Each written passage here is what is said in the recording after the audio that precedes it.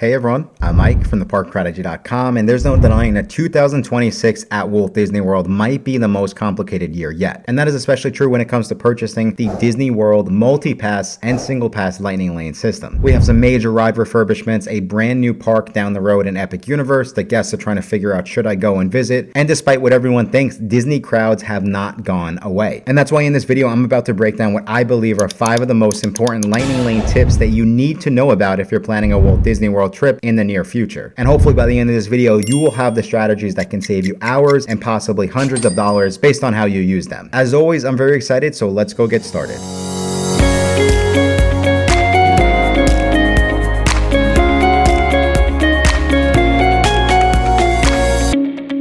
Thank you again so much for checking out this video. Like I said, I'm about to break down the 5 most important tips and tricks when it comes to booking Disney World Lightning Lanes that you need to know about for your next Walt Disney World trip. And we are going to jump right in with tip number 1. And I would say you have to master the book backwards strategy. So what's important to understand when it comes to booking the Disney World multi-pass or single pass sort of Lightning Lanes is that your booking window for on-site resort guests will open up 7 days in advance. But the important key is that it opens up 7 days in advance for your entire stay. And that is up to 14 days. So when you compare that to off-site guests who can only book 3 days in advance, on-site Disney World hotel guests have a huge advantage, and this is how it sort of pans out. If you're staying for a 7-day trip, let's say, when your booking window opens up, it actually really is opening up 14 days away from that date, meaning that if you're staying for 7 days, you can book your Lightning Lanes for day 6, day 7, day 5. And when it comes to those really popular Lightning Lanes such as Slinky Dog Dash, Tiana's Bayou Adventure, what I typically recommend is that if you are worried about getting your hands on them, try to plan and book the most popular Lightning Lanes, book your hardest days, book the days that you're going to use Lightning Lane or really want the most popular rides as far out within your trip as you can. And that's kind of the tip there, is most people start booking day 1 of their trip and work forwards, but I feel like that could be a mistake and you sort of should book backwards. Start with the last day of your trip